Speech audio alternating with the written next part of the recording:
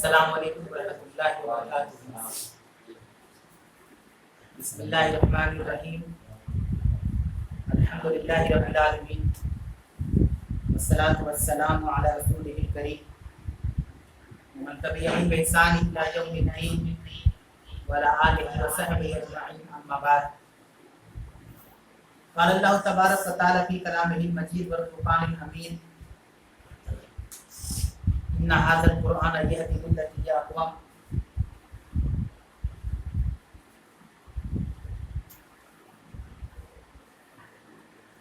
محترم و مکرم و معزز حاضرین و ناظرین کرام،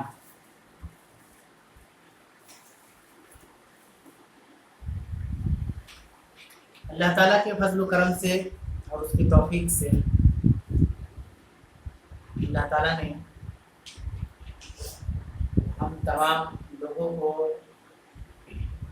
پھر سے ایک مرتبہ ایک ساتھ جمع و اکٹھا فرمایا۔ اس کا بنیادی مقصد اللہ تعالیٰ کی قرآن کلام الہی کی کا ذکر ہو اور اس کا معنی و مفہوم آپ کے سامنے بیان کی جا سکے۔ یقیناً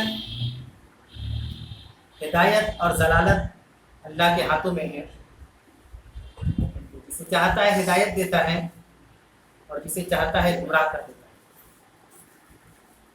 لہٰذا ہمیں اللہ تبارک و تعالیٰ سے ہدایت کی دعا مانگنی چاہیے، اور جو ہدایت اللہ رب العالمین نے ہمیں اور آپ کو دے رکھا ہے اس کی قدر و منزلت اور قیمت کو جاننی اور پہچاننی چاہیے، اور اس پر اللہ تعالیٰ کا شکر بجا لانا چاہیے کہ الہ العالمین جس طرح تم نے ہمیں اسلام کی حالت میں زندہ کیا، پروردگار عالم ہمارا خاتمہ بھی اسلام کی حالت میں ہو، آمین یا رب العالمین۔ آج کے درس میں انشاءاللہ تعالی سورہ آل عمران آیت نمبر 194 سے سورہ آل عمران کی آخری آیت 200 تک کوشش کی جائے گی کہ آج ختم ہو جائے آل عمران انشاءاللہ۔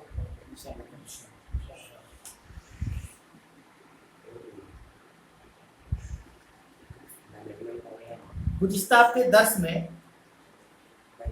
چند دعائیہ آیات جو ہے آپ کے سامنے بیان کیا گیا، جس میں بڑی پیاری پیاری اچھی اچھی دعا تھی۔ درس میں جو لوگ بھی شریک ہوتے ہیں وہ کوشش کریں کہ کم از کم جس آیت کا ترجمہ ہو رہا ہے اس کو موبائل میں کھول کر یا ہارڈ کاپی لے کر بیٹھیں، آن لائن والے بھی اور آف لائن والے، کیونکہ ایک بنیادی فرق یہ ہوتا ہے کہ سامعین جب مقرر کو دیکھتے ہیں اس صورت میں جب کہ مقرر کسی ٹاپک پر تقریر کرتا ہے تو آئی کانٹیکٹ ہونا بہت ضروری ہے، لیکن چونکہ ہم لوگ جو درس قرآن کا اہتمام کرتے ہیں یہ ایک کلاس کی طرح ہے، اور کلاس میں ضروری ہے کہ جس چیپٹر کے بارے میں پڑھائی جا رہی ہے وہ چیپٹر ہمارے سامنے ہو تاکہ ہم اس کو سمجھ سکے، اور جہاں نہ سمجھ میں آئے اس کو ٹک آؤٹ کر سکے، اور جس طریقے سے سوال جواب کا سلسلہ رکھا جاتا ہے اس میں ہم پوچھ سکیں کہ آپ کو یہ بات سمجھ میں نہیں آئی۔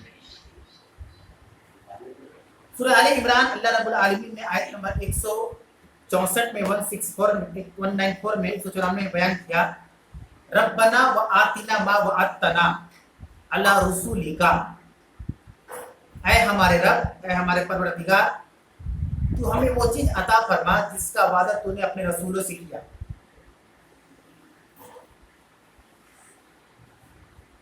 یہ دعا کا ایک بہترین طریقہ ہے۔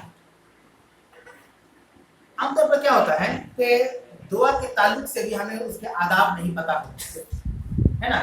ہر مسلمان بھائی کو بہن کو ہر چیز کی ضرورت ہے، ہر آدمی اپنے مسائل میں الجھا ہوا ہے اور سب کو الگ الگ مسئلہ ہے، تو ہم اپنے مسائل کو کہاں پر بیان کریں جس سے ہمارا مسئلہ حل ہو جائے؟ تو اللہ کے سامنے، اللہ کے بارگاہ میں۔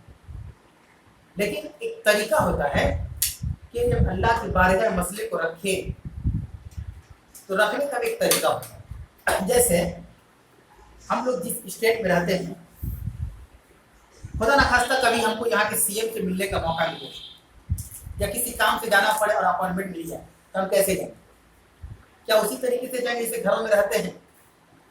हम अपने लिबास को, अपने हुलिये को, पाकी सफाई को बहुत मलहूज खातिर रखते हुए सारी तैयारियों के साथ जाएंगे, और वहाँ जाने के बाद बहुत से रूल रेगुलेशन है, आपकी चेकिंग होगी, बहुत सारी चीज़ों की जांच पड़ताल, उसके बाद बैठने का अदब तरीका है ना।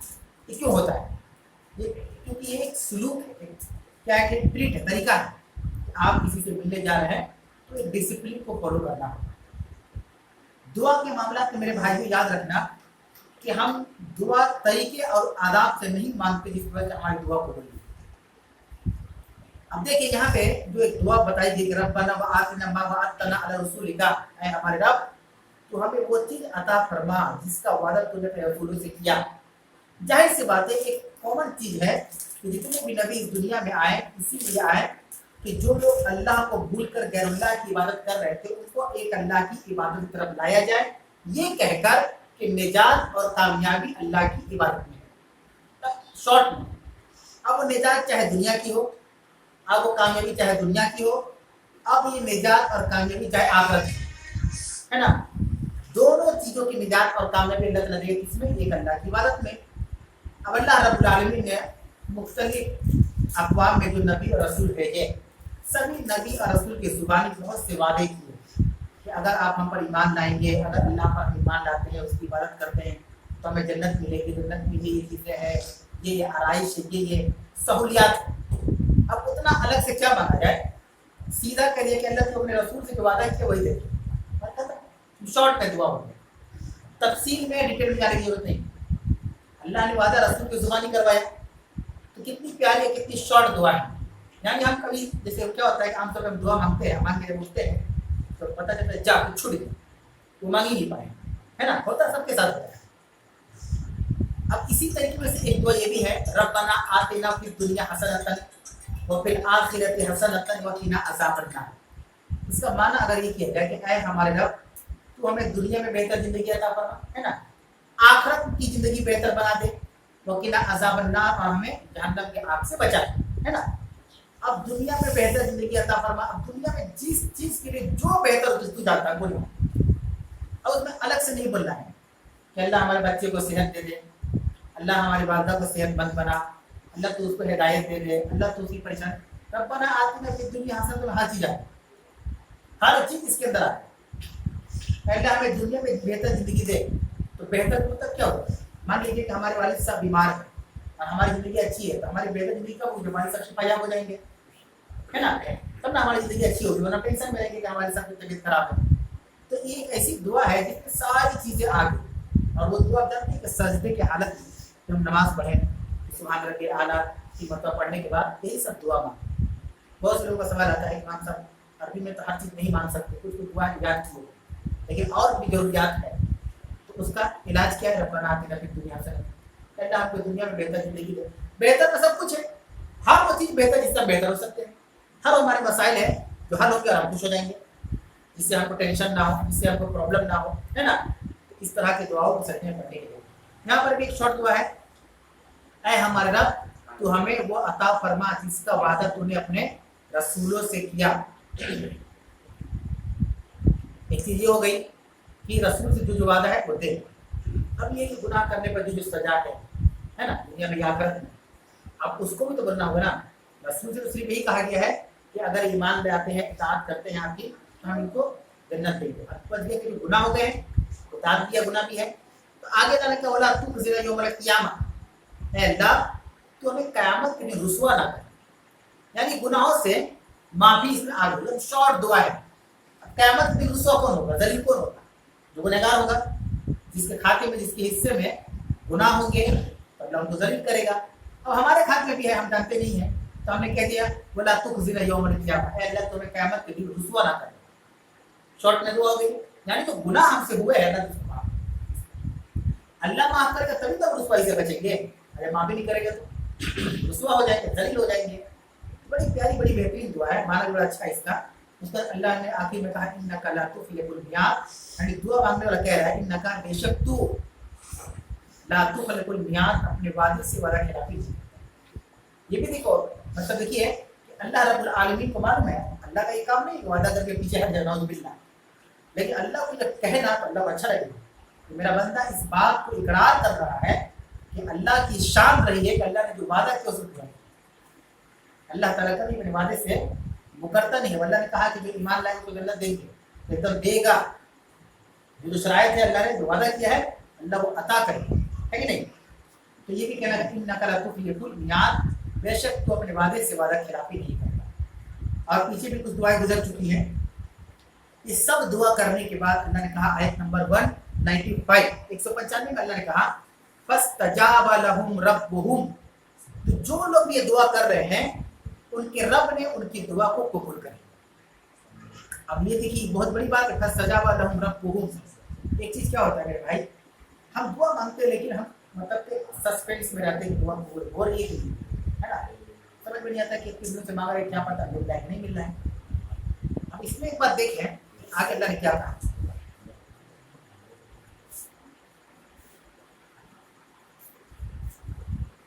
آگے اللہ نے کہا فاستجاب لهم ربهم، ان کے رب نے ان کی دعا قبول فرمائی۔ اب یہاں دو معنی ہے، ایک معنی یہ ہے کہ دعا قبول کرنے والا کون ہے؟ اللہ تعالیٰ ہے۔ کیا اللہ کے علاوہ بھی کوئی بھی دعا قبول کر سکتا ہے؟ اگر ہم اللہ تعالیٰ کے بعد دو نمبر پر کسی کو اہمیت دیتے ہیں تو محمد رسول اللہ صلی اللہ علیہ وسلم، اور اس وجہ سے نہیں اہمیت دیتے کہ نعوذ باللہ خدا کی طرح نہیں، پیغمبر ہے، اللہ کے رسول ہے، نبی ہے، بندے، ان کی اطاعت ہم لوگوں کے اوپر لازم واجب ہے۔ تو ہمارے نزدیک اللہ کی محبت کے بعد نبی کریم صلی اللہ علیہ وسلم کی محبت ہے نا، کیا نبی ہماری دعا قبول کر سکتے ہیں؟ سوال یہ، کیونکہ اللہ کے بعد دوسرے مقام پہ کوئی نہیں۔ یاد رکھیے کہ نبی بھی ہماری دعا کو قبول نہیں کر سکتے، طاقت نہیں ان کے اندر میں یہ چیز آئی نہیں، اللہ نے دیا ہی نہیں کوئی اختیار۔ تو ایک چیز فاستجاب لهم ربهم، پس ان کے رب نے ان کی دعا کو قبول کیا۔ تو ایک چیز یہ ہے کہ دعا قبول کرنے والا اللہ تعالیٰ ہے، تو دعا مانگنی چاہیے اللہ سے، ہے کہ نہیں؟ یہ تو واضح طور پہ یہ مانا ہے۔ اگر کوئی اور بھی دعا پہنچانے والا یا قبول کرنے والا ہوتا تو اللہ یہاں کا رب کا لفظ استعمال نہیں کرتا۔ اللہ نے اپنے رب کر، حالانکہ نہ بھی استعمال کرے تو نہیں جانتے ہیں قبول کون کرے گا، لیکن ڈاؤٹ کو اور اللہ نے کلیئر کر دیا۔ فاستجاب لهم ربهم، تو ان کے رب نے ان کی دعا کو قبول فرمایا، ان کے رب نے ان کی دعا کو، ایک یہ مانا ہو، اب دوسرا مانا ہے پیچھے جب جاتے ہیں اردو میں کہتے ہیں سیاق و سباق، یعنی آگے پیچھے کو ملا کر کوئی بات بتانا۔ بعض دفعہ ایسا ہوتا ہے کوئی آدمی آئے گا اور کہے گا یہ آیت کا مانا بتا، یہ بتا دیجیے، اب وہ بحث کر لے گا، تو آپ تو بتا دیے لیکن آپ نے آگے پیچھے سے کیا ہے اس کے معلوم ہے، آپ کو نہیں معلوم ہے، الجھ گیا آپ سے، الجھنے سے پہلے آپ ایک منٹ رکو، آپ کو آگے پیچھے دیکھیں گے، ہے نا۔ کوئی ایک آدمی کے پاس آئے گا، بولے چلیے آپ کو فلاں بھی تماچا مار دیا، آپ بھی غصہ میں چلے گئے، کہے مار دیا، آپ نے جن بھی نہیں کیا کہ غلطی کسی کا تھا، پہلے یہی مارا ہے تبھی مار کھایا ہے، لیکن آپ نے سیاق سے سباق کا پتہ نہیں لگایا اور اس کے بعد میں چل دیا، ہے کہ نہیں؟ تو معاملہ الجھے گا کہ نہیں الجھے گا؟ سیاق و سباق آگے پیچھے کی چیزیں بہت امپورٹنٹ ہوتی ہیں۔ یہاں پہ دیکھیے ایک یہ ہے کہ دعا اللہ قبول کرنے والا دعا مانگنے کس سے چاہیے؟ اللہ تعالیٰ سے۔ اب اوپر میں دیکھیں جتنے لفظ گزرے ہیں قریب قریب آیت نمبر 192 193 194 تینوں آیت میں جو دعا کا طریقہ ہے ربنا کا لفظ ہے ہمارے رب، یہاں پر کسی فرشتے کا ذکر نہیں آیا، کسی نبی کا ذکر نہیں آیا، کسی بندے کا ذکر نہیں آیا، ڈائریکٹ ایک طریقہ سے دعا کا بتایا کہ رب کی ربوبیت سے دعا مانگی، تو دعا اللہ کے علاوہ کسی سے نہیں مانگ سکتے، اللہ کے علاوہ کسی سے نہیں مانگ سکتے۔ دوسرا معنی ہے اگر ہم اپنے رب سے دعا مانگیں گے فاستجاب لهم ربهم، تو رب ہماری دعا قبول کرے۔ اب ایک اور ڈاؤٹ ہے، جو اللہ کے نیک بندے ان کے ذریعے سے منگواتے، تو یہاں پہ تو نبی کا ذکر پہلے آ جائے، کیونکہ ابھی میں نے کہا کہ اللہ کے بعد اگر کوئی 2 نمبر مقام رکھتا ہے ایک مسلمان کے لیے، ایک مومن کے لیے، تو محمد رسول اللہ صلی اللہ علیہ وسلم، ان سے بڑا کوئی نہیں۔ اس کائنات میں بڑے بڑے لوگ ہیں اللہ والے ہیں، لیکن جو بھی ہے نبی کے نیچے اوپر نہیں۔ نبی کے بعد تیسرا مقام آتا ہے صحابہ کی جماعت کا. دیکھیے اللہ نے کیا طریقہ کیا لاجک بیان کیا. دعا جب بھی مانگو اللہ سے مانگو. اللہ نے کسی بندے کو مجبور نہیں بنایا ہے کہ ہم کسی کے ذریعے سے کسی کیا بولتے ہیں وسیلے سے دعا مانگیں. ڈائریکٹ اب دعا مانگی. جو یہ حکم یہ عام حکم ہے, نبی کے نہیں کہا جائے, یہاں مسلمانوں سے کہا جا رہا ہے ربنا اننا سمینا منادیا, پہلے ہم نے پکارنے والے کی پکار کو سن لیا. اس کے بعد ہے ربنا فاغفر لنا ذنوبنا, اے اللہ تمہارے گناہوں کو معاف کر دے, وکفر عنا سیئاتنا, ہم سے ہمارے گناہوں کو دور کر دے, مٹا دے, وتوفنا مع الابرار, ہمیں نیکوکار کے ساتھ موت دے. ابھی جو آیت گزری ربنا وآتنا ما وعدتنا علی رسولک, اے ہمارے رب ہم کو وہ چیز عطا فرما جو تم نے اپنے رسولوں سے وعدہ کیا. اس میں جو مخاطب ہے جو دعا کر رہا ہے وہ سب کے لیے, کسی خاص کے لیے بیان کیا گیا. یہی غلطیاں ہم سے ہوتی ہیں کہ ہم دعا قاعدے سے نہیں مانگتے ہیں, جس کی وجہ سے اللہ تعالیٰ ہماری دعا قاعدے سے نہیں سنتا ہے. کتنی اچھی لوجک اللہ رب العالمین نے بیان کیا. نحن اقرب الیہ من حبل الورید, اللہ نے کہا کہ ہم اپنے بندے کے سحرت سے بھی زیادہ قریب ہیں. سحرت ہے نا, اس کو بولتے ہیں رگ, اس کو کاٹ دیا تاکہ مر جائے. جانور کو ہی ذبح کرتے ہیں, اس سے اس کی جان خون بہنے کی صورت میں نکل جائے. اللہ کہہ رہا ہے اس سے بھی زیادہ کریں, اس سے بھی زیادہ. اب رگ سے زیادہ کیا باڈی ہے, باڈی سے زیادہ کیا کریں گے, دل میں اللہ ہے نا, دماغ میں اللہ ہے. تو ہم اپنی ہر حاجت پریشانی کی مصیبت کو ڈائریکٹ اپنے رب کو پکاریں, اور جن کے واسطے جن کو ہم وسیلہ بھی بنا رہے ہیں نا وہ بھی اللہ کو بنا ہے کہ نہیں. اب جہاں تک رہا سوال کہ ہمارے معاشرے میں جو چیزیں گردش کرتی ہے, یہ دیکھیے کسی کا استہزاء یا کسی کا مذاق نہیں اڑایا جائے, تو فیکٹ ہے اس کو بتایا جائے تاکہ حقیقت سے روبرو ہو سکے. ہمیں یہی کہہ کے وعلیکم السلام یہی کہہ کے کہا جاتا ہے کہ بڑے اللہ والے تھے, اللہ کے قریب تھے, تو ان کے ذریعہ سے ہم پہنچواتے ہیں.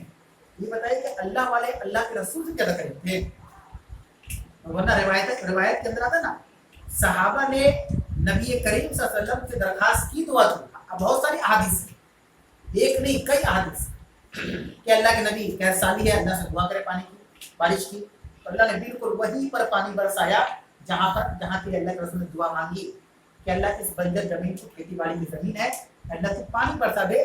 تو پانی کہیں برسا اور کہیں نہیں برسا. صحابہ گئے اللہ کے رسول کے پاس, نے کہا کہ اللہ کے نبی آپ دعا کیجیے. فیکٹ یہ ہے کہ اللہ کے رسول کے حیات میں صحابہ جاتے ہیں. اس وقت اللہ کے نبی صلی اللہ علیہ وسلم باحیات تھے, زندہ تھے, ایک بڑی شخصیت تھے, امام الانبیاء تھے, رحمت للعالمین تھے, اللہ کے قریبی بندے تھے.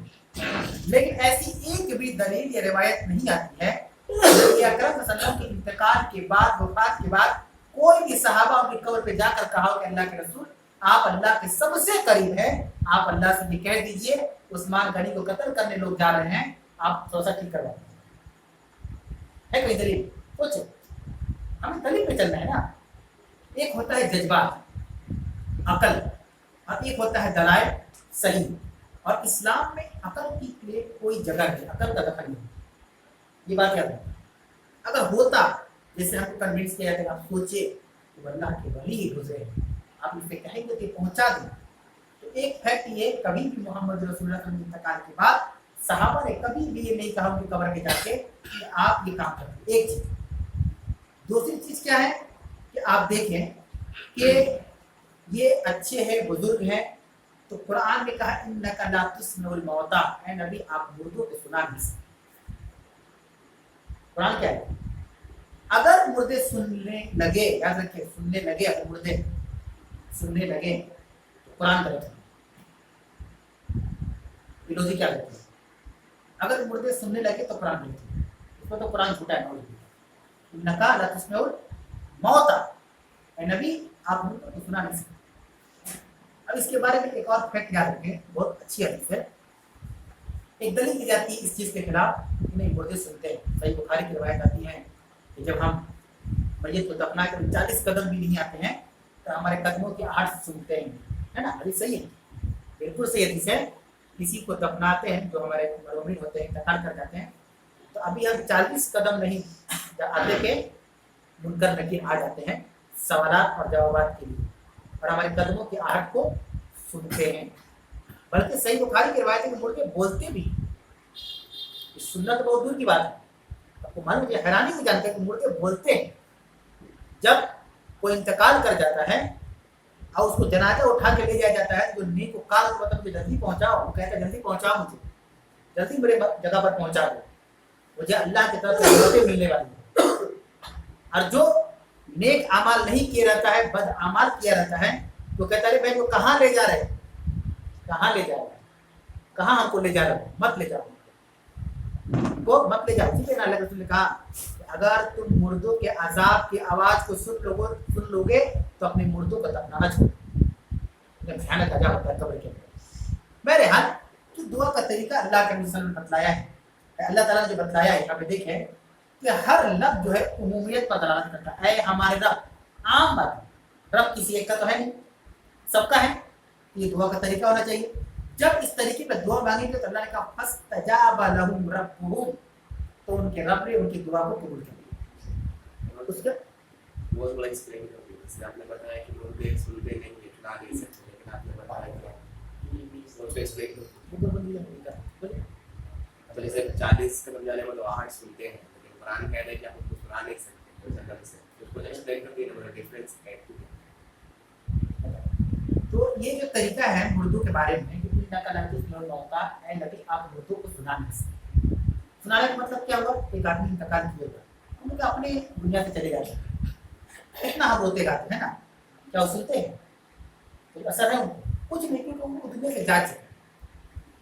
दुनिया से जाने के बाद एक और दुनिया जिसको आलम बरज़ख, और वो कब्र की जगह है, और एक आलम महशर है कि नहीं, तीन दुनिया खुद दुनिया में रहते हैं, उसका एक आलम बरज़ख है।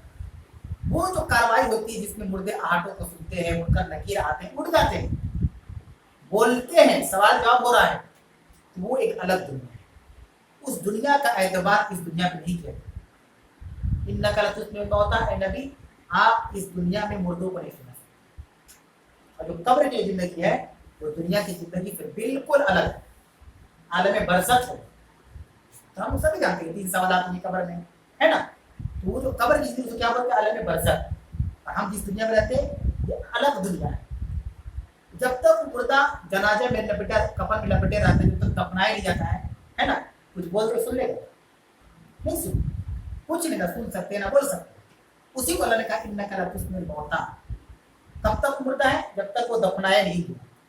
दफनाने के बाद हमारी नजर में मुर्दा है, उसके बाद की जो मराहिल है कब्र के वो आलम बरज़ख की हो। अब इस आलम का आदमी बोलेगा तो उस आलम का आदमी समझ गए ना, दोनों अलग दुनिया है, दोनों दुनिया ही पलट गई, कायनात पलट गई। इस दुनिया में 5 वक्त की नमाज है, अजान है, रोजे हैं, हज है, ज़कात, वहाँ नहीं है, वहाँ कुछ नहीं है। ये दारुल अमल है और वो दारुल हिसाब है। फर्क होता नहीं होता, बहुत फर्क हो गया। तो ये जो सुनने वाला जो मसला है वो तो फरिश्तों के साथ मामला है, वो ये मामला नहीं है कि जिसको कुरान ने कहा इन्नका लतुस्मिउल मौता है, आप मुर्दों को नहीं सुना सकते। दुनिया ही पलट गई, एक दुनिया का दूसरी दुनिया में चला गया, उसको अल्लाह ताला ने कुरान में कहा। अब उसके बाद अल्लाह ने आगे बयान किया बाद अन्नी ला उज़ीउ अमला आमिलु मिनकुम मिन ज़करिन औ उन्सा। यहाँ एक और वजाहत अल्लाह ने किया कि तुम में से जो कोई भी नेक अमल करे, चाहे वो मुज़क्कर हो या मुन्नस, मर्द हो या औरत, हम उसके नेक अमल को ला उज़ीउ का जाय नहीं करें। यानी जो नेकी हम कर रहे हैं, नेकी के बारे में है, एक छोटी सी छोटी नेकी को हकीर मत समझो। जैसे रास्ते से तकलीफ दे चीज को हटा देना, हमारे तरफ क्या छोटा बड़ा काम किया है, नहीं उस पर फख्र कीजिए, आप उस पर फख्र कीजिए, बहुत बड़ा काम किया। हो सकता है बात यही नहीं कि जन्नत में लेके चली जाए। नल खुला हुआ है, पानी गिर रहा है, आप बंद कर दीजिए उसको, जाया हो रहा है पानी, है ना, इस्तेमाल नहीं हो रहा है, कोई है भी नहीं, पानी गिर रहा है तो गिर रहा है, उसको बंद कर दीजिए। हल्के में मत कीजिएगा, छोटा मोटा काम कर दिया, आपने बहुत बड़ा काम किया। कोई भी नेकी छोटी नहीं होती, कोई भी नेकी याद रखें। अल्लाह ने वही बात बयान किया कि कोई भी तुम नेक अमल करो, चाहे मर्द करे चाहे औरत करे, हम उसकी नेकी को ज़ाय नहीं करें। बात तुम में से बात के जिन्स से, मर्द औरत के बारे में बयान किया गया है कि तुम लोग बात एक दूसरे के जिन्स से। देखिए लड़का और लड़की, मर्द और औरत में जो बुनियादी औसाफ की बुनियाद पर फर्क है, लेकिन अज्र और सवाब के एतबार से कोई फर्क नहीं। क्या अल्लाह ने कहीं पर इतना कहा कि अगर मर्द जोहर का नमाज पढ़ता है, औरत पढ़ती, दोनों फर्क है सवाब में? مرد حج کرتا ہے عورت حج کرتی ہے دونوں میں ثواب میں فرق ہے. مرد روزی رکھتے ہیں عورت روزی رکھتی ہے اس میں ثواب میں فرق ہے نہیں. کچھ بنیادی اوصاف ہے, اوصاف مطلب صفت ہے ہم لوگوں کی جس میں بنیادی فرق ہے. جیسے مرد کو عورت سے مضبوط بنائے گی, الرجال قوامون علی النساء, اللہ نے خود قرآن میں کہا کہ ہم نے مردوں کو عورتوں کے اوپر حاکم بنایا ہے کہ نہیں. اس طریقے سے جتنے انبیاء اکرام آئے نبی رسول کوئی عورت نہیں آئی, سب کیا تھے نبی رسول, سب کے سب مرد تھے. جتنے خلیفہ بنائے گئے کوئی عورت نہیں تھی, کیونکہ ایک جذباتی پہلو ہوتا ہے. یہ ایک بڑی حکمت ہے اللہ تعالیٰ کی کہ اللہ چاہتا تو ایک دو عورتوں کو بھی پیغمبر بنا دیتا. اب پیغمبر نہ صحیح تو نبی کے انتقال کے بعد ایک دو عورتیں خلیفہ بن جاتی یا حاکم بن جاتی, لیکن نہیں. نبی کریم صلی اللہ علیہ وسلم نے یہ بات بیان کی کہ عورت جذباتی ہوتی ہے. اسی لیے جو عورت جج ہوتی ہے, مجسٹریٹ اس کو بولتے ہیں, آپ یاد رکھیے گا مرد اور عورت کا معاملہ جاتے ہیں تو شوہر میں ڈاؤن جاتا ہے کیونکہ اس ہارے گا ہی ہارے گا. کیوں؟ عورت کے آنسو میں بہ گئے, چاہے وہ جھوٹا آنسو کیوں نہ ہو. یہ ایک فیکٹ ہے. کبھی بھی اللہ کے نبی کے زمانے میں کوئی فیصلہ عورت نے نہیں کیا, اور نبی کے جانے کے بعد صحابہ کے دور میں کبھی کوئی فیصلہ عورت نے نہیں کیا. یہ حکمت یاد رکھیں. اور جو لوگ فطرت کا انکار کرتے ہوئے وہ اللہ کا انکار کرتے ہیں. آج بہت سمجھ پہلے جج بننے کے لیے پڑھائی کر رہے ہیں. سوچنا چاہیے کہ آپ کو علم ہونا چاہیے کہ آپ کیا کرنے چاہیں. جس چیز کو اللہ کے نبی نے نہیں اس کو آگے بڑھایا, اس چیز کو آپ کو سمجھنے والا. فطرت کو کس نے پیدا کیا؟ اللہ نے. اللہ آپ کی فطرت کو بہتر جانتا ہے کہ ہم جانتے ہیں. سوچیں, کوئی بھی جج اللہ کے رسول کی زندگی میں یا صحابہ کی زندگی میں حاکم نہیں بنائے گئے. کیوں؟ کیونکہ یہ جذباتی ہوتے ہیں. تو کچھ فطری اوصاف جو ہے جس میں فرق ہے مرد عورت میں. اور یہ میں یاد رکھیں کہ اگر آپ کسی عورت کے پاس ایسی روز کوئی عورت جاتی وہاں پہ تو بگڑ جائے گا. لیکن مرد کو اللہ رب العالمین الرجال قوامون علی النساء, اللہ نے کہا کہ ہم نے مردوں کو عورتوں کے اوپر مضبوط بنایا ہے. سوچے, کوئی مقابلہ ہی نہیں مرد عورت, ہو ہی نہیں سکتا. اب دنیا اس کے اعتراف کرتی ہے لیکن آدھی ادھوری پہ کام اعتراف کرتی ہے.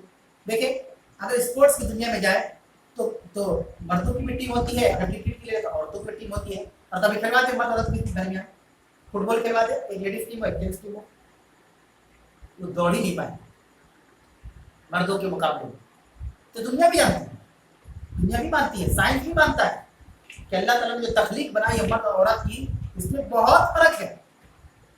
بہت فرق ہے, تھوڑا بڑا بہت فرق ہے. طاقت کے اعتبار سے, قوت کے اعتبار سے, ہر چیز کے اعتبار سے. تو ان کی جذباتی ہونے کی وجہ سے اللہ نے کبھی بھی ان کو حاکمیت نہیں دی. اسی لیے وہ چیز کہی جاتی ہے کہ کبھی بھی گھر کا سربراہ کو لیڈیز نہ. آج معاشرے میں بگاڑ کی وجہ کیا ہے؟ سب گھروں کو لیڈ لیڈیز کر رہے ہیں, سب گھروں کو. یہ دیکھیے, یہ الزام نہیں ہے جو لوگ آن لائن میں ہمارے بہنیں ہیں اس کو نیگیٹو نہ لیں. یہ جو اسلام کی جو صحیح تصویر ہے یہ میں بتانا چاہتا ہوں. یاد رکھیں کہ آپ پہچانے اپنے آپ کو اور مانے حقیقت کو کہ ہاں ہم مردوں سے کمزور ہیں. اس میں آپ کی عزت ہے, اس میں آپ کی عزت ہے. اب مان لیجیے کہ ہم لوگ مرد ہی ہیں, ٹھیک ہے, اور ریسلر میں انڈرٹیکر کے خلاف کو کھڑا کر دیا جائے, ہم لوگ اچھی تھوڑے لڑیں گے. ہم تو پہلی ایکسپٹ نہیں لڑ پائیں گے, ایسا نہیں ہوگا. مان لینے میں بھلائی ہے, ہم مرد ہی ہیں اور ہم ہی کو کھڑا کر دیا جائے انڈرٹیکر کے سامنے کہ ہم لڑیے چلیے, تو ہم کو پتہ ہے اپنی طاقت, نہیں لڑ رہے. ہم فوراً مانتا سے برداشت دیں گے کہ نہیں ہو پائے گا. اگر وہ چیز ہم مان لے رہے ہیں تو کیا ہم ذلیل ہو رہے ہیں؟ کیا ہم اپنا تباہی کر رہے ہیں؟ نہیں, اپنے آپ کو اس سے بچا لیے. اس سے یہ میرے بھائی کو بہت بڑی چیز ہے. اس کا ذکر آگے اللہ بیان کرے گا, تفصیل سے آگے آیت میں آ رہی ہے کہ یہ ایک ایسی چیزیں ہیں کہ معاشرے کو الٹ پھیر کر کے رکھیں گی. آپ دیکھیں گے شریعت کے قانون کو کہ نبی کریم صلی اللہ علیہ وسلم کے زمانے میں ایسا نہیں تھا کہ عورتوں کو لکیر کا پنکھی بنایا گیا, جیسا کہ مغرب مطلب ویسٹرن کی طرف سے یہ الزام لگتا ہے مسلمانوں کے اوپر کہ مسلمان جو ہے چار دیواری رکھتے ہیں, عورتوں کو بہت چھپا ڈھکا کے رکھتے ہیں, ان کے حقوق کو چھین لیتے ہیں, اور ان کو آگے نہیں بڑھنے دیتے, زمانے کے ساتھ نہیں چلنے دیتے ہیں, ہے نا. وہ تو پروپیگنڈا تو ہوگا اسلام کے, آج کوئی نئی بات نہیں ہے, وہ تو رسول اللہ صلی اللہ علیہ وسلم کے زمانے سے ہوگا. اللہ نے جو سسٹم بنایا ہے, نظام جو بنایا ہے, وہ سسٹم سب سے بیسٹ سسٹم ہے اللہ کا, ہے نا. اگر جیسے آج کل ہم اپنے معاشرے کو دیکھیں تو अब औरतों का एक शौक पैदा हो गया कि पढ़ाई का मतलब एक नौकरी करना। हमारी बहनों का अक्सर माइंड में यही चल रहा है, आप उनसे ज़्यादा उनके घर चेक करें कि नौकरी करना। ये बात सही है कि शरीयत ने हराम नहीं करा दी कि अगर कोई लड़कियां पढ़ानी चाहती है या नौकरी करनी चाहती हैं तो इस्लाम ने मना करते हैं कि हराम होता नहीं मानते, गलत बात है, हराम नहीं है। लॉजिक आप नहीं समझ रहा है। आप अगर अरब कंट्री में जाएंगे, गल्फ के अंदर खलीज ममालिक जो है, तो वहाँ पे जो लेडीज पढ़ाती, लड़कियां पढ़ाती हैं, चाहे मदारिस में, यूनिवर्सिटीज के अंदर, तो उनके लिए बाकायदा इंतजाम रहता है। आप मदीना यूनिवर्सिटी के अंदर जाइए, गर्ल्स सेक्शन का इंतजाम हो गया है, पहले नहीं था। तो उनके यहाँ क्या है